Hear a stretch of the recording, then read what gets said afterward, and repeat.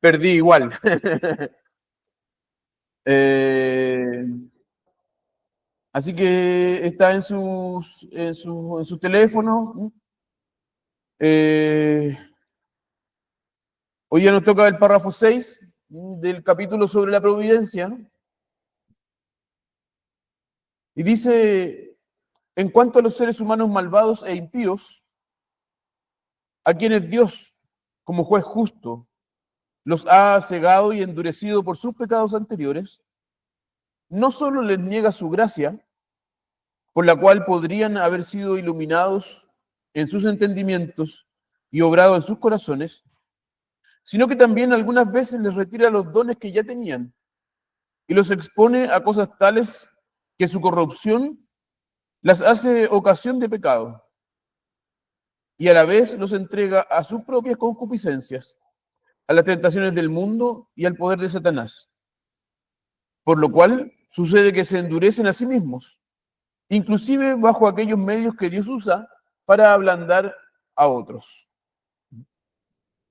Entonces, nosotros habíamos visto la semana pasada cómo la providencia obra en la vida de los creyentes, cómo Dios obra en los que son sus propios hijos, y cómo incluso las tentaciones o los castigos que Dios trae por causa de los pecados de los creyentes buscan el bien, es decir, que ellos entiendan lo engañoso de nuestros corazones, o sea, que nosotros entendamos lo engañoso de nuestros corazones, que nos humillemos, que nosotros luchemos contra el pecado. Ahora entonces va a hablar la otra cara, cómo la providencia obra en aquellos que son impíos, a aquellos que Dios no tiene como sus hijos.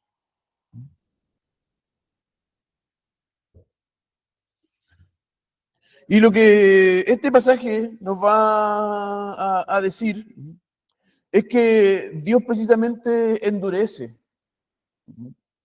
el corazón de aquellos que son malvados e impíos. Incluso dice que Dios los entrega al poder de Satanás.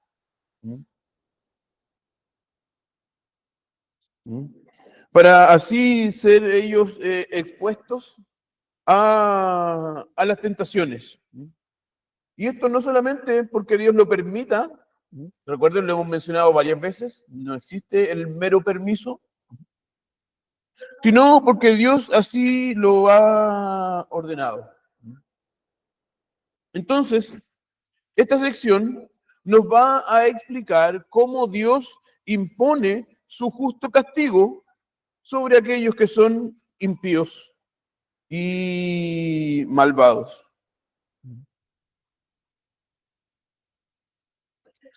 Y vean cómo Él no solamente los va a exponer a las tentaciones, sino que también endurece sus corazones e incluso menciona que los ciega. Eh, los cega. ¿Cega o ciega? Cega, ¿cierto? Ciega. Ya. Me encontré aquí con la duda. Eh, ciega de, no, pues de lo contrario, de cegar, de quitar la, de recoger los frutos. Cegar, entonces, ya, eso. No los deja ver, les quita la vista. Entonces, esta porción de la confesión va a hablar acerca de cosas que son difíciles de aceptar muchas veces por el corazón humano. Eh,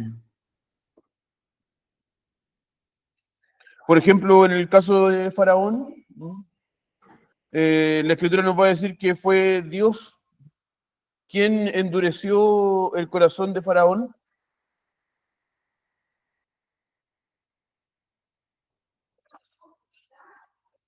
Y veamos la Escritura en Romanos 11,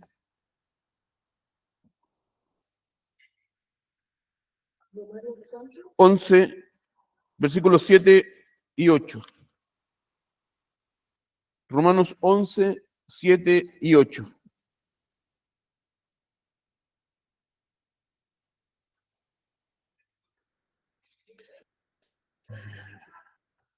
Dice que pues lo que buscaba Israel no lo ha alcanzado, pero la elección lo ha alcanzado y los demás fueron endurecidos.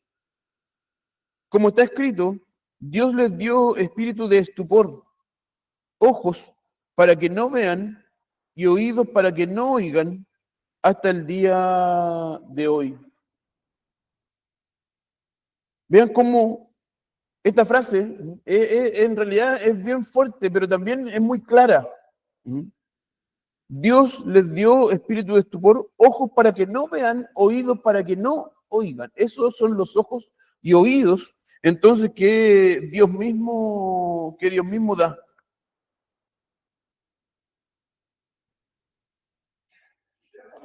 Abra su Biblia en Isaías 6.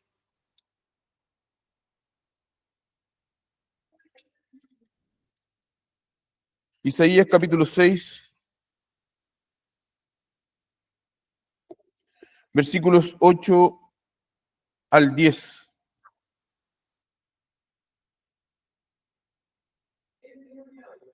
Isaías 6, 8 al 10. Después oí la voz del Señor que decía, ¿a quién enviaré? ¿Y quién irá por nosotros? Entonces respondí yo, heme aquí, envíame a mí. Y dijo, ve y di a este pueblo, oyendo oíd y no entendáis, y viendo ved, mas no comprendáis. Engruesa el corazón de este pueblo y agrava sus oídos y ciega sus ojos. No sea que vea con sus ojos y con sus oídos oiga y su corazón entienda y se convierta y haya para él sanidad.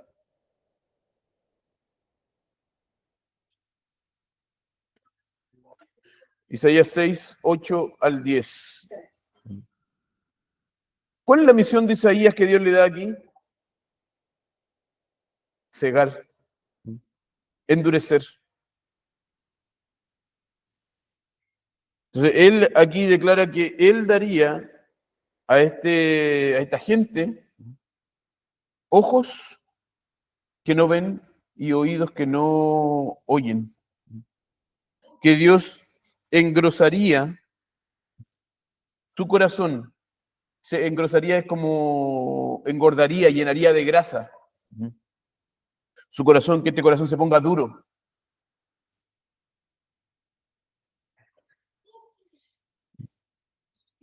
Dice, entonces tú engruesa el corazón de este pueblo, agrava sus oídos, ciega sus ojos. Ah, ciega, pues ahí está. Ciega sus ojos. No sea que vea con sus ojos y con sus oídos oiga y su corazón entienda y se convierta. O sea, lo que Dios quería es que ellos no se convirtieran. Entonces vean aquí cómo Dios toma un rol activo en hacer que este pueblo no se arrepienta y que no sea restaurado, que no haya sanidad para ellos. Esto obviamente es muy difícil de entender cuando nosotros pensamos que Dios va a ser o que la voluntad de Dios y que Dios quiere que todas las personas, en su decreto, que todas y cada una de ellas sean convertidas.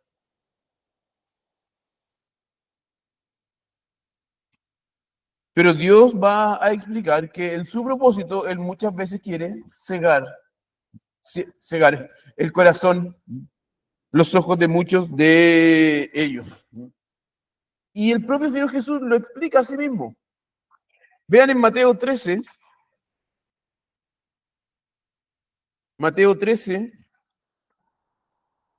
del 11 al 15.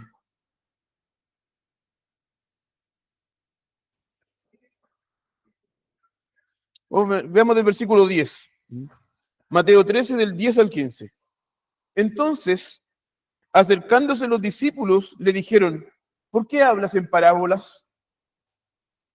Y él respondiendo les dijo, porque a vosotros os es concedido saber los misterios del reino de los cielos, pero a ellos no les es concedido, porque a cualquiera que tiene se le dará y tendrá más, pero el que no tiene, aún lo que tiene le será quitado. Por eso les hablo en parábolas, porque viendo no ven y oyendo no oyen ni entienden. Y se cumple en ellos la profecía de Isaías, que dice, oyendo oiréis y no entenderéis, y viendo veréis y no percibiréis.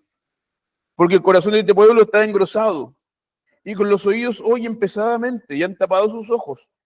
No sea que vengan, que vean con los ojos, y oigan con los oídos, y con el corazón entiendan, y se conviertan, y yo los sane.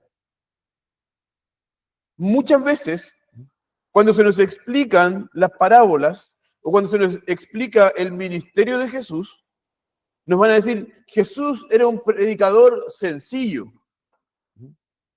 Jesús era un predicador que hablaba de forma que los pescadores, que los agricultores, todos pudieran entenderlo, y por eso les habla en parábolas, para usar el lenguaje que ellos usaban para que ellos pudieran entender mejor.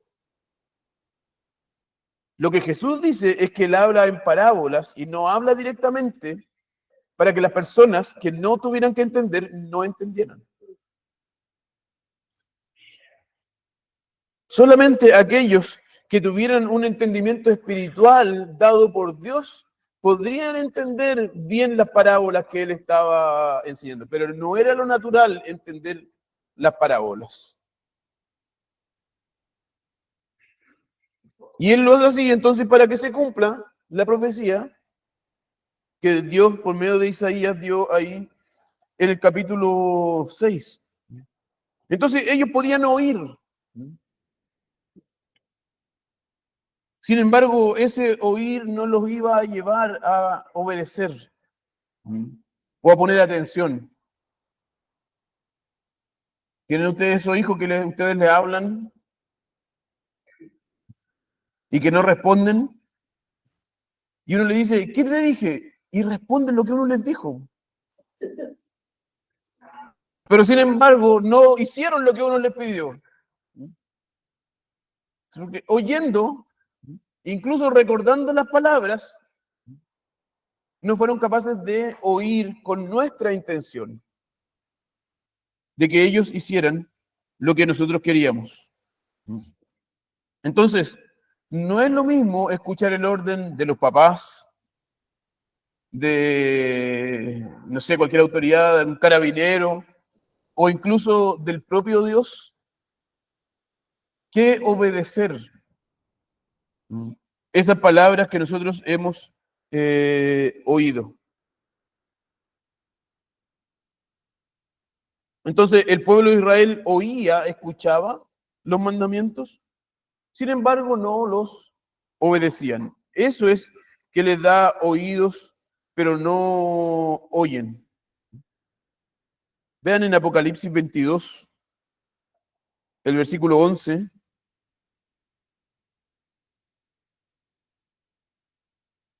Dice, el que es injusto sea injusto todavía, y el que es inmundo sea inmundo todavía, y el que es justo sea justificado todavía, y el que es santo sea santificado todavía. Entonces es como si Dios estuviera diciendo, bien, si esto es lo que tú quieres, si tú quieres ser un injusto, si tú quieres ser un inmundo, entonces está bien. Mi Espíritu Santo no va a contender con eso.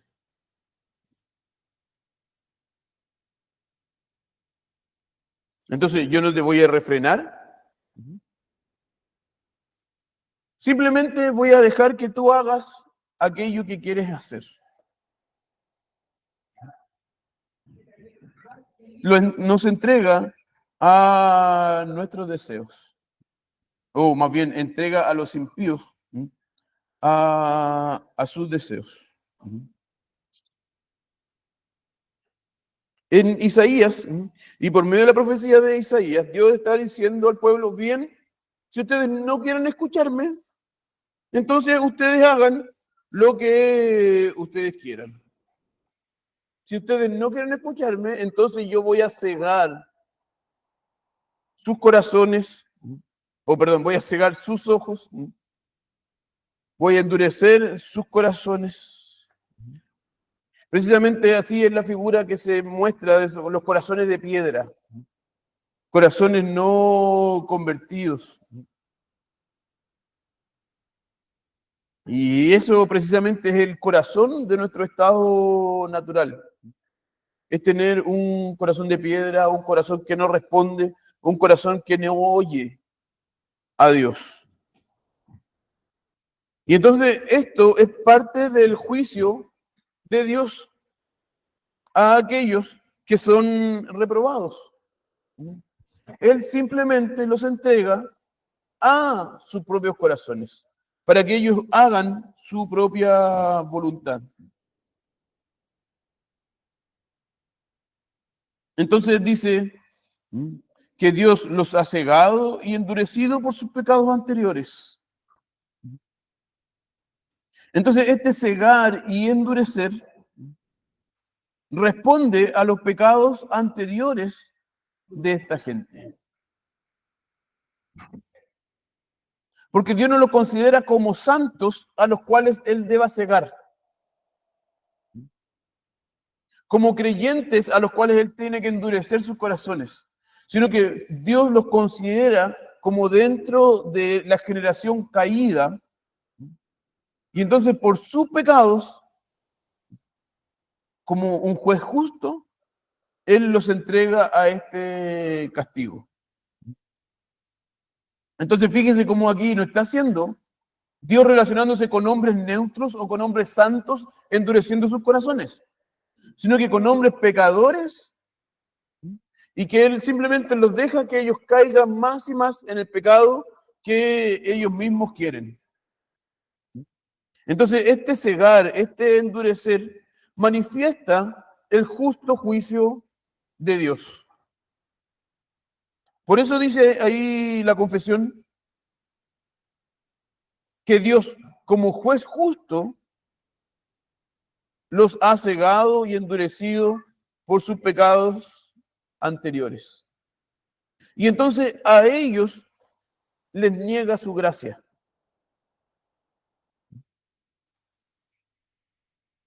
Es cierto que la gracia de Dios y que la salvación se ofrece externamente y se debe ofrecer externamente a todas las personas. Ven a Cristo. Si tú crees, serás salvo. Nosotros no podemos decirle a la persona, Dios te ama y Dios tiene un plan maravilloso para tu vida.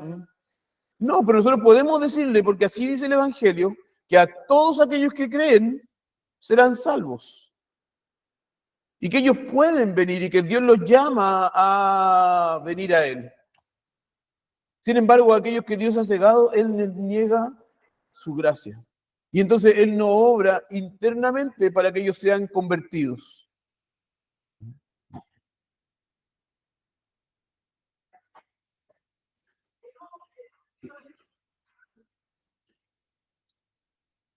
Porque si Él les diera de su gracia, entonces ellos podrían ser iluminados. Él podría haber obrado en sus corazones. Pero aquellos que Él eligió no salvar, Él no va a obrar de esa forma. Porque la obra graciosa de Dios no es como Dios tirando gracia a la chuña. ¿Se entiende, Dorimán? Ahora sí, ¿cierto? Ya, después de varios años ya entiende, a la chuña. Al montón, al lote. No es así que Dios obra su gracia. Dios obra su gracia personalmente en todos aquellos que Él eligió para salvación.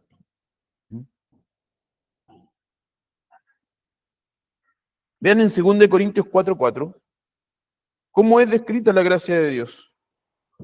Segunda a los Corintios 4:4.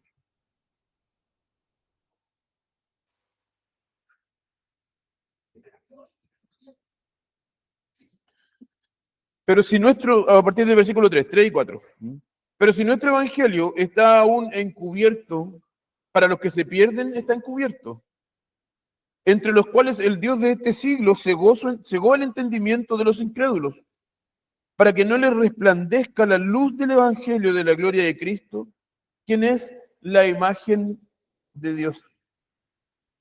Vean, el evangelio es la luz, es la gracia de Dios para aquellos que son salvos. Y entonces esto nos lleva a un siguiente punto de este párrafo, donde dice el final, por lo cual sucede que se endurecen a sí mismos, inclusive bajo aquellos medios que Dios usa para ablandar a otros. Vean cómo el evangelio sirve por un lado para endurecer a unos y por otro lado para ablandar a otros. Sirve para... La propia providencia actúa de esa forma. ¿Cuánta gente hay que en medio de las pruebas y las tentaciones dice, yo creo que Dios no existe? Por causa de las pruebas. Por causa de las dificultades. Sin embargo, otras personas delante de las mismas dificultades, yo creo que Dios existe. Y Dios me ha llamado en medio de estas pruebas y de estas dificultades. ¿Por qué delante del mismo acontecimiento algunos son convertidos y otros son endurecidos? Por la soberanía de Dios, donde Él endurece usando los mismos medios que en otros obra ablandando. Vean en Romanos 2:5.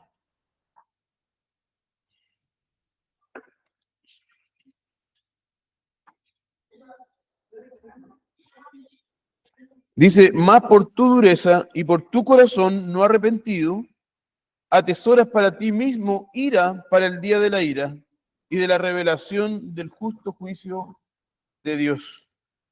Vean cómo las personas entonces que tienen este corazón endurecido, que no son capaces de ver la luz del Evangelio, cada vez que niegan a Dios, dice, atesoras ira para ti. Entonces, como que supongo que ustedes tienen como un cofre, o las personas tienen un cofre, un baúl bien grande, y ahí cada vez y cada día van metiendo más ira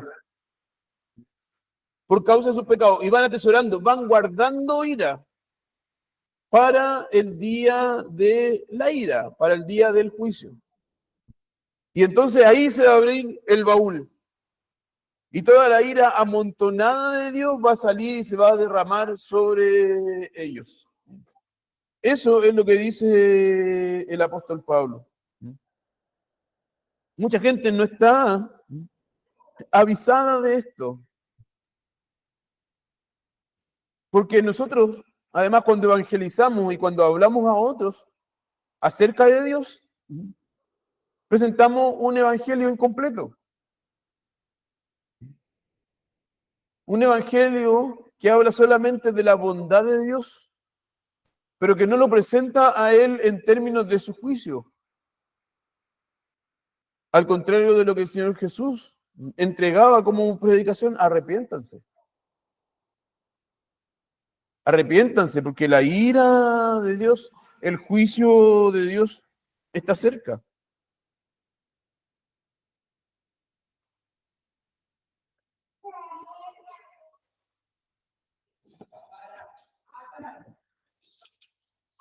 Vean en Jeremías 3:3. Jeremías 3:3.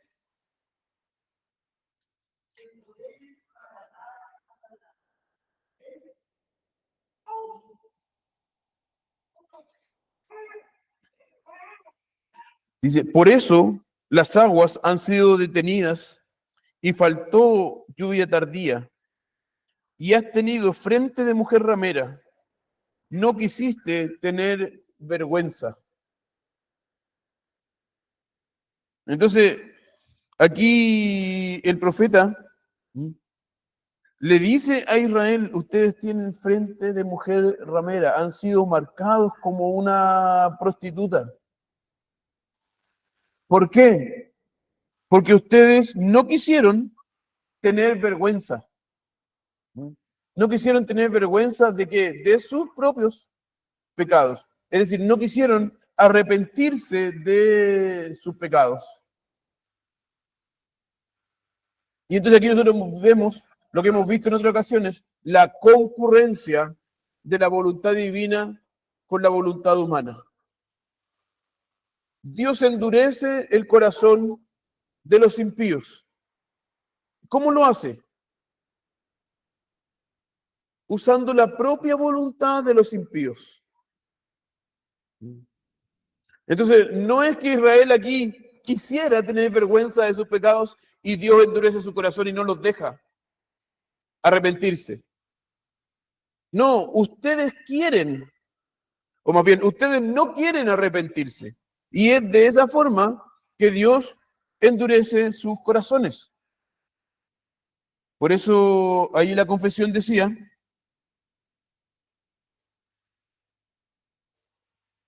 que Dios los entrega entonces a sus propias concupiscencias, a las tentaciones del mundo y el poder de Satanás, por lo cual sucede que se endurecen a sí mismos.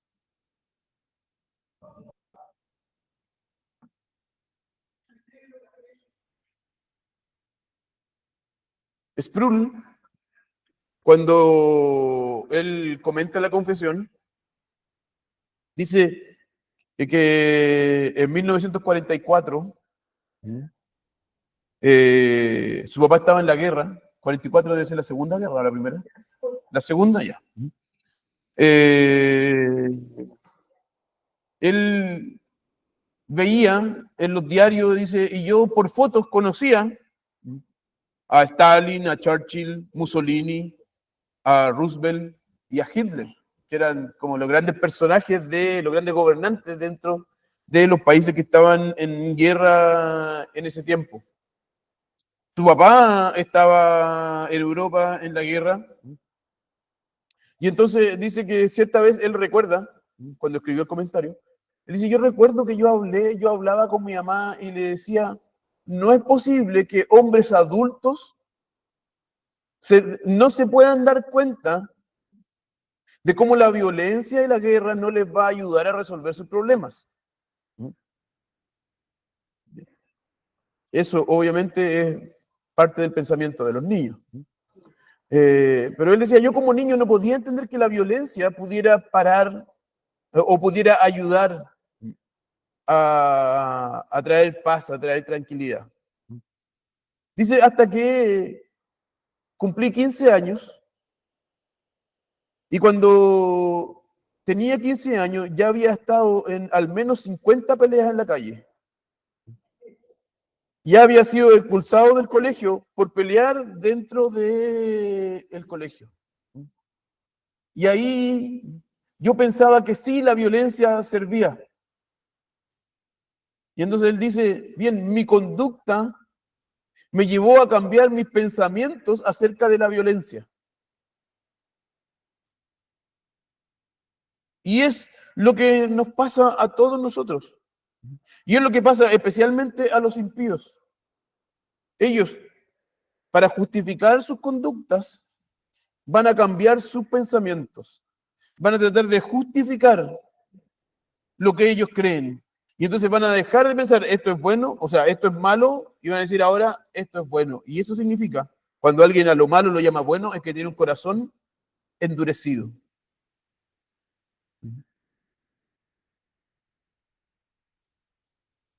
Eso nos pasa también a todos nosotros. Cuando nosotros pecamos y pecamos repetidamente, de cierta forma vamos ajustando nuestra conciencia para que nos permita el pecar sin que nosotros nos vamos frenando. Mientras más profundo estamos dentro de un pecado, nuestra conciencia más se ha endurecido.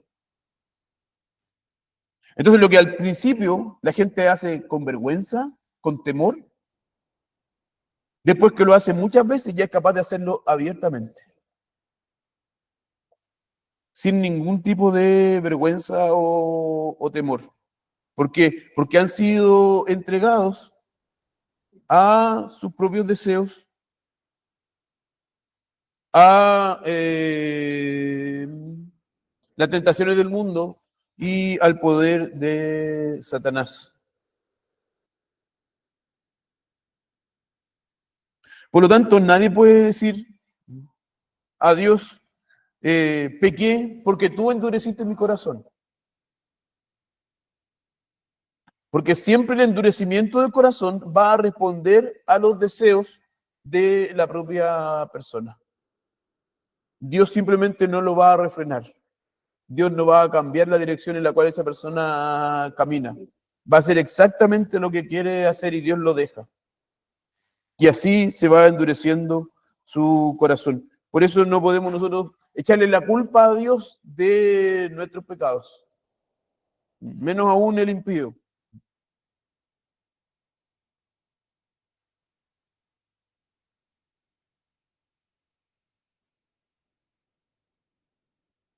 Entonces Dios los va a entregar a sus propios deseos o a sus propias concupiscencias. ¿Qué eran las concupiscencias? ¿Se acuerdan? Lo mencionamos muchas veces en los estudios de consejería. La concupiscencia es el deseo pecaminoso del corazón, del propio corazón. Nadie necesita nada externo para ser tentado. Su propio corazón ya lo engaña, ya lo tienta, ya lo hace desear cosas que son pecaminosas. Digamos, son los motivos del corazón.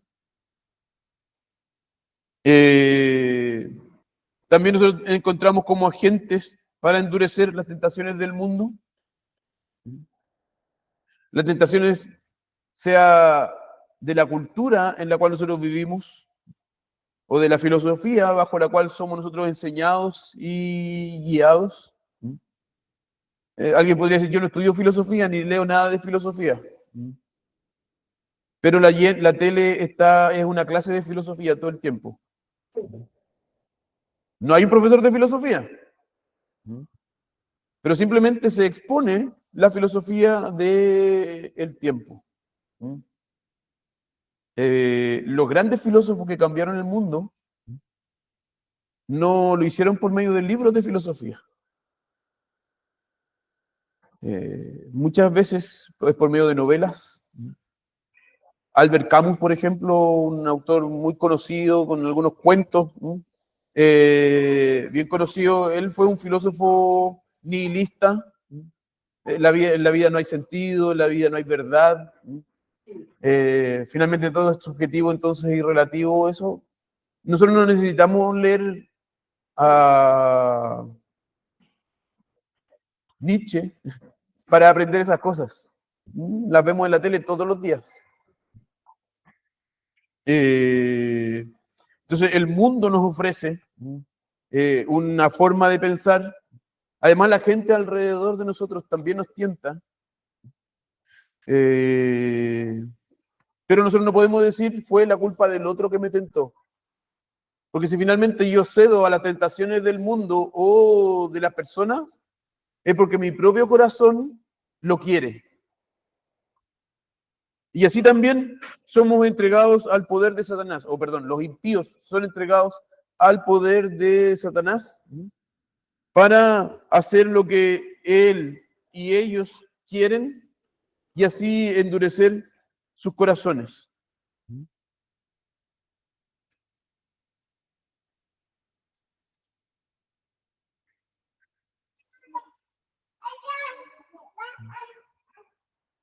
Y vean cómo entonces el texto dice, algunas veces le retiran los dones que ya tenían y los expone a cosas tales que su corrupción las hacen ocasión de pecado.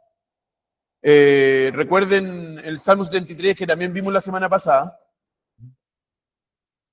cómo estos dones que Dios da a este pueblo del cual Asaf tenía envidia. Recuerden que ellos tenían riquezas, tenían salud, obvio, no tenían enfermedades, no tenían ninguna necesidad. Y dice Asaf que cuando él entiende el fin de ellos, entonces él se puede dar cuenta de que Dios estaba dándoles todas estas cosas para el juicio de ellos. ¿De qué forma? Dios le va a decir, yo te di salud y tú nunca me agradeciste. Yo te di riquezas y tú siempre pensaste que eras tú por ti mismo el que conseguía todas esas riquezas. Y entonces se van juntando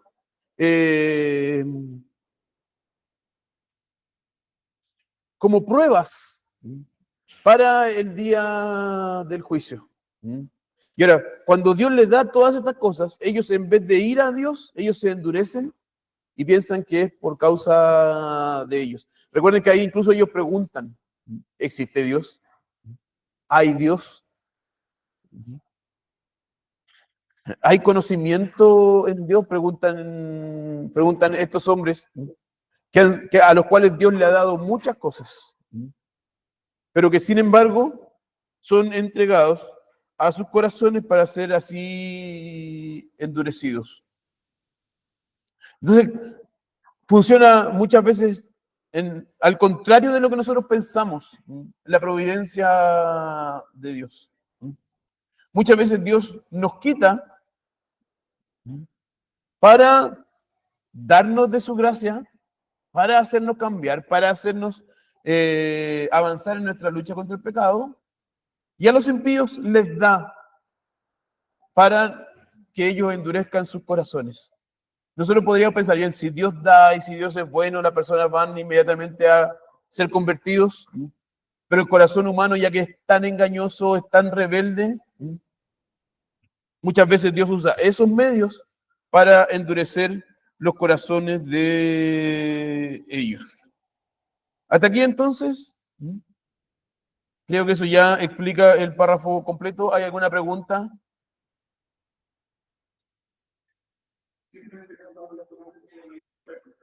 Este capítulo, este párrafo habla acerca de los impíos, de aquellos que no serán convertidos.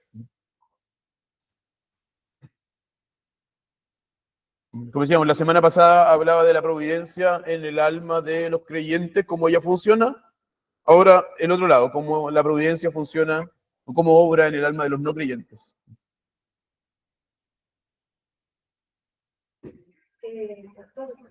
En Romanos 10, del 18 al final, está por aquí, Dios a pasiones vergonzosas que aún sus mujeres también en nuestra ciudad.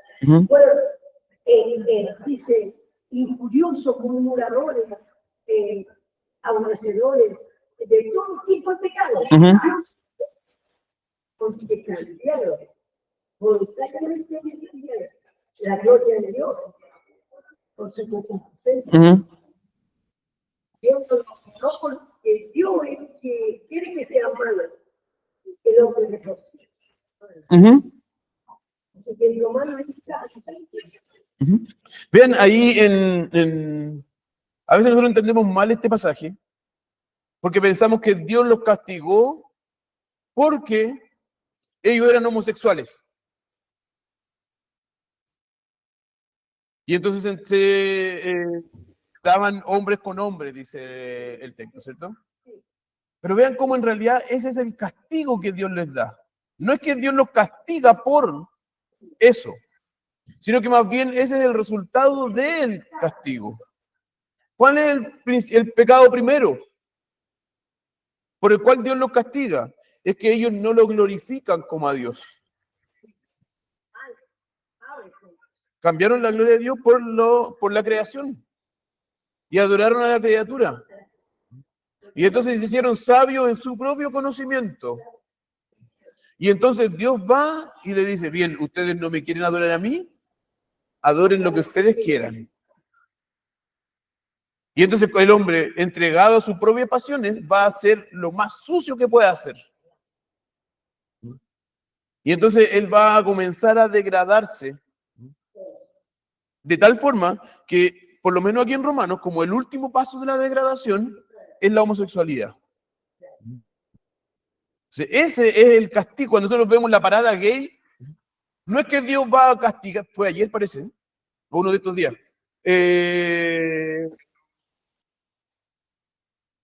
No es que Dios va a castigar nuestra nación porque eso está ocurriendo. Eso ya es el castigo de Dios. Cuando nosotros vamos al centro de Santiago y vemos parejas gay por todos lados, uy. Eso ya es que Dios está castigando nuestra nación. Entonces nosotros tenemos que tener un buen entendimiento de el pecado, un buen entendimiento de lo que es la dureza del corazón, Dios entregando a las personas a sus propios deseos como parte de su justo juicio sobre las personas, sobre las naciones. ¿Algo más? ¿Mati?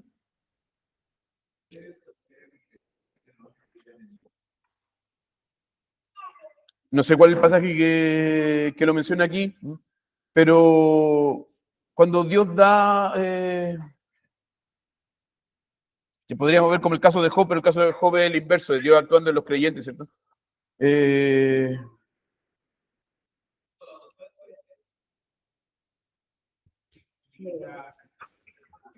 Sí, pero ahí también lo quita para que él entienda, no para endurecerlo.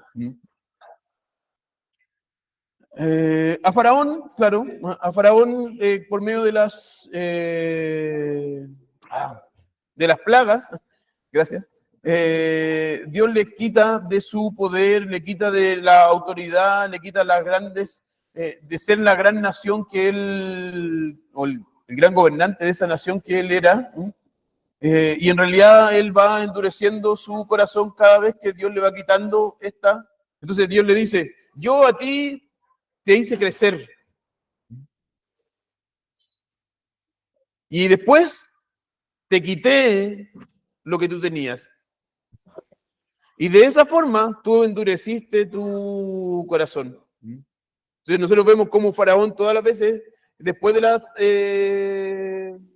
plagas, él parece como arrepentirse, o por último, o después de la 10ª plaga parece arrepentirse, pero después nuevamente endurece su corazón.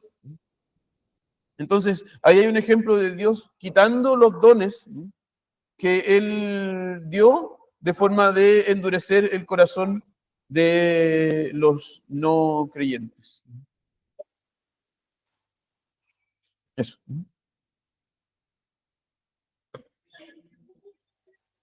Oremos. Señor, te damos muchas gracias porque podemos contarnos, Señor, entre tus hijos y podemos ver como, Señor, tu providencia actuando en nuestras vidas siempre, Señor. Busca el que seamos más como el Señor Jesucristo, busca cambiarnos. Agradecemos, Señor, la gracia que tú muestras para con nosotros. Dando y quitando. Pero siempre, Señor, para que nosotros te glorifiquemos. Siempre, Señor, para que nosotros podamos estar atentos a los pecados de los cuales tenemos que arrepentirnos. Siempre, Señor, para que estemos luchando, Señor, contra nuestros pecados.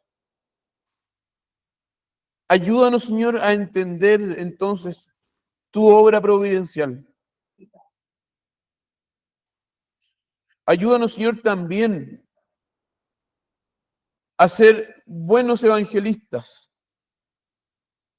que podamos creer y explicar el evangelio completo, que podamos mostrarte, Señor, como tú eres, que tus atributos, Señor, puedan llegar a los corazones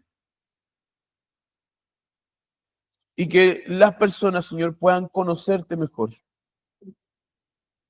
Lo que tú haces, Señor, con la presentación de tu palabra te compete a ti. Sabemos, Señor, que tú quieres ablandar corazones y también quieres endurecerlos. Pero ayúdanos, Señor, siendo tus herramientas en el traer el conocimiento de ti a muchas personas, Señor. Y sea entonces por la conversión o no, que tu nombre sea glorificado. Para que así, Señor, nosotros podamos ser verdaderos. Y podamos presentar, Señor, el Dios delante del cual las personas deben temer a su juicio, a su castigo. Ayúdanos, Señor. Y ahora, Señor, también te pedimos que tú nos prepares para el culto, Señor, que vamos a realizar a ti en unos minutos más.